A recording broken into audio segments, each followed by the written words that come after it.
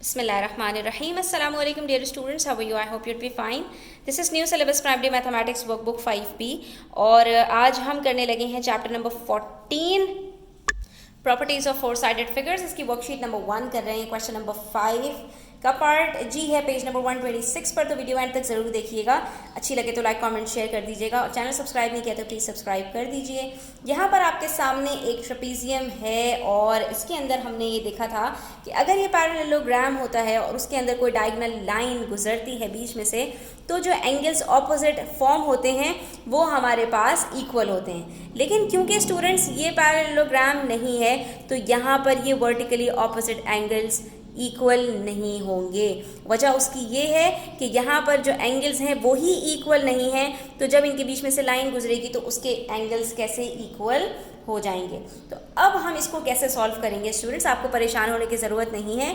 यहाँ पर पॉजिटिव बात ये है कि हम sum of angles of a triangle पढ़ चुके हैं, ठीक है। और हमें ये भी याद है कि जो पैरेलल साइड्स होती हैं उनके दरमियान में जो दो एंगल्स बनते हैं वो इक्वल होते हैं। तो उसमें से एक एंगल गिवन है और एक एंगल हमें निकालना है, ठीक है।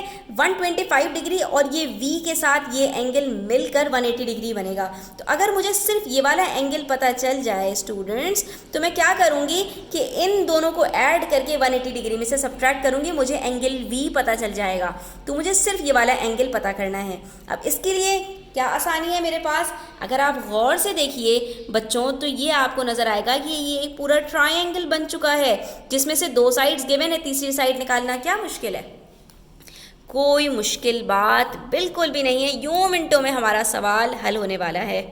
तो बस सबसे पहले इस ट्रायंगल को सॉल्व कर लीजिए। हमने ABCD इसको डिनोट कर दिया है, इन्होंने नहीं करके दिया था। जब ये डिनोट करके ना दे तो आप खुद से डिनोट कर लिया कीजिए, ठीक है। जब हमने इसको डिनोट किया तो हमें पता है sum of angles of a triangle is 180 degree. हमने इन दोनों को ऐड किया, हमारे पास 155 डिग्री आया। 180 में से 155 को सब्ट्रैक्ट किया, हमारे पास बच गया 25 डिग्रीज। इसका मतलब है ये हमारे पास जो एंगल है यानी CBD ये बराबर है 25 डिग्री के। ये तीनों हमें पता चल गए। जब हमें ये पता चल गए तो अब आ जाइए इस पूरे ट्रेपीजियम की तरफ जिसमें ये दोनों लाइंस पैरेलल हैं। तो इसका मतलब है कि ये जो इन दोनों के बीच में एंगल्स बन रहे हैं यानी ये 125 डिग्री और ये 25 डिग्री और ये एंगल B, ये तीनों मिलकर 180 डिग्री के बराबर होंगे। अब जब दो एंगल्स पता हो किसी में से तीसरा एंगल निकालना कभी भी मुश्किल नहीं होता। आपने सिर्फ क्या करना है 180 डिग्री में से 125 को सब्ट्रैक्ट करोगे और फिर 25 को सब्ट्रैक्ट करोगे तो आपको पता चल जाएगा कि एंगल B आपके पास 30 डिग्रीज के इक्वल है।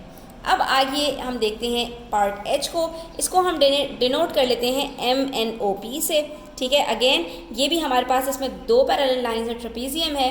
इसके अंदर हमें ये एंगल W कैलकुलेट करना है। तो अब एंगल W के अंदर ये वाला एंगल तो गिवन नहीं है, अलबत्ता इसके जो साथ है एंगल वो कौन सा गिवन है हमारे पास 70 डिग्रीज वाला एंगल वो गिवन है। लेकिन स्टूडेंट्स ये दो पैरेलल लाइंस के बीच में वाक़ नहीं हो रहा, तो हम ये नहीं कह सकते कि ये एंगल W इसके साथ ये वाला एंगल और ये तीनों मिलकर 180 डिग्री बना रहे होंगे। इस चीज़ को आपने अच्छी तरह जहन में रखना है।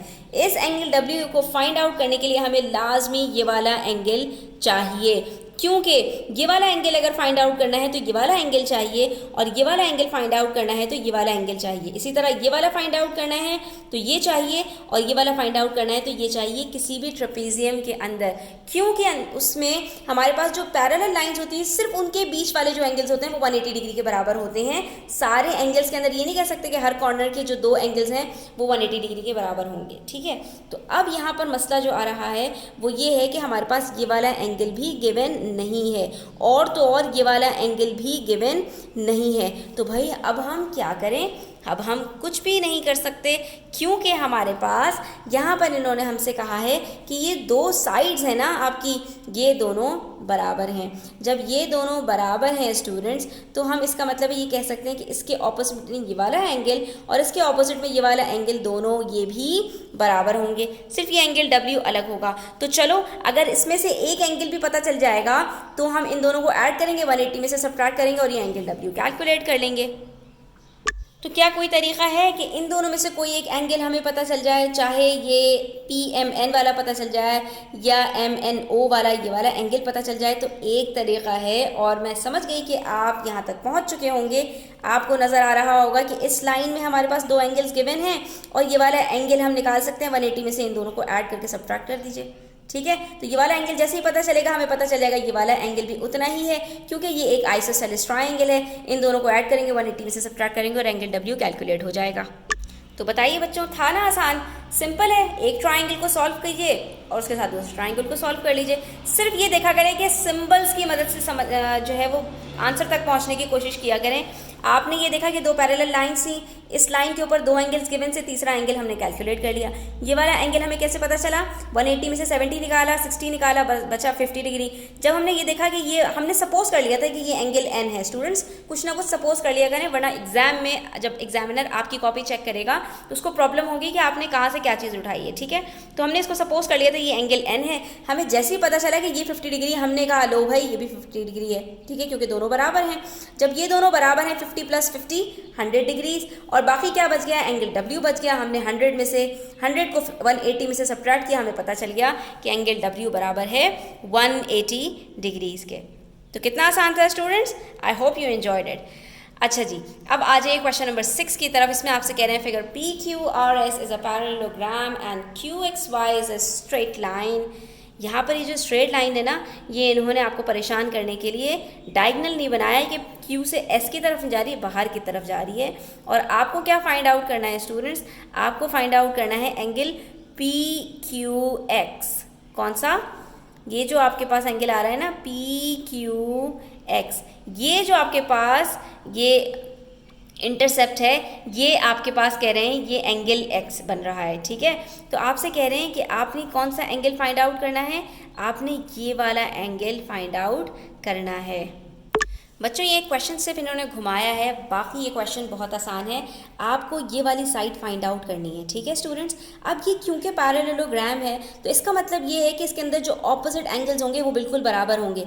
ये एंगल जो P है हमारे पास QPS, ये 105 डिग्रीज है, तो इसका मतलब इसके ऑपोजिट में जो QRS है ये भी 105 डिग्रीज होगा, ठीक है। पहले ही आपने क्या करना है, जितनी चीज़ें आपको समझ में आ रही हैं, जितनी चीज़ें आपको नज़र आ रही हैं, वो सारी की सारी आप लेबल करते चल जाएँ। इसी तरह से जो आपके पास एंगल PSR, ये जो 75 डिग्री है, इसके ऑपोजिट में आपके पास जो PQR है, ये भी पूरा का पूरा आपके पास क्या है? 75 डिग्रीज है। तो स्टूडेंट्स, इसका मतलब ये हुआ कि अगर मुझे ये एंगल फाइंड आउट करना है PQX, क्योंकि इन्होंने हमसे क्या कहा है, हमें PQR फाइंड आउट नहीं करना, वो तो हमें पता ही है, हम ऑपोजिट एंगल्स में से फाइंड आउट कर सकते हैं। ये पूरा 75 डिग्री है।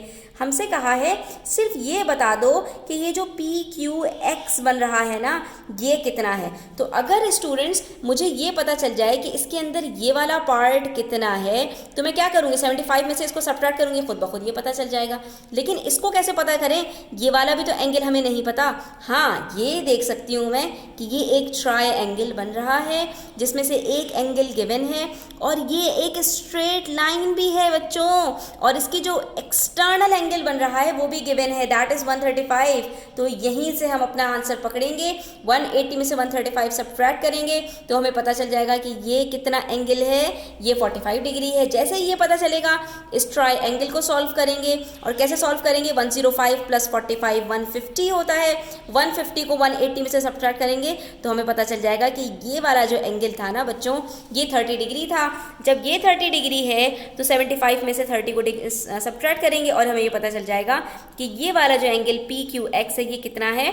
45 डिग्री है। तो होगा ये सिर्फ 2 स्टेप्स में, लेकिन पकड़ने वाली बात है कि आपको अगर प्रॉपर्टीज याद हैं तो आप 2 मिनट में ये सवाल हल कर सकते हैं। हमने क्या किया? हमने ये जो QRX हमारे पास ट्रायंगल बन रहा था स्टूडेंट्स, इसके अंदर हमने 180 में से 135 डिग्री को सब्ट्रैक्ट किया क्योंकि ये एक्सटर्नल एंगल था और ये स्ट्रेट लाइन के ऊपर बन रहा था। तो बाकी जो एंगल है वो 180 में से सब्ट्रैक्ट करके निकाल लिया, 45 डिग्री आ गया। जब ये पता चल गया तो अब इस ट्रायंगल के अंदर घुसे, इन दोनों को ऐड करके 180 में से सब्ट्रैक्ट किया तो सिर्फ 30 बचा। ये पूरा ट्रायंगल सॉल्व हो गया। एक पार्ट 30 डिग्री था इसका, दूसरा पार्ट कितना होगा? 75 में से सब्ट्रैक्ट कर लिया और हमें पता चल गया कि ये 45 डिग्रीज है। आई होप स्टूडेंट्स ये आपको क्लियर हो गया होगा। स्टिल कोई क्वेरीज क्वेश्चंस हो तो आप कमेंट सेक्शन में पूछ सकते हैं। Thanks for watching the video till the end. Take care. अल्लाह हाफिज़।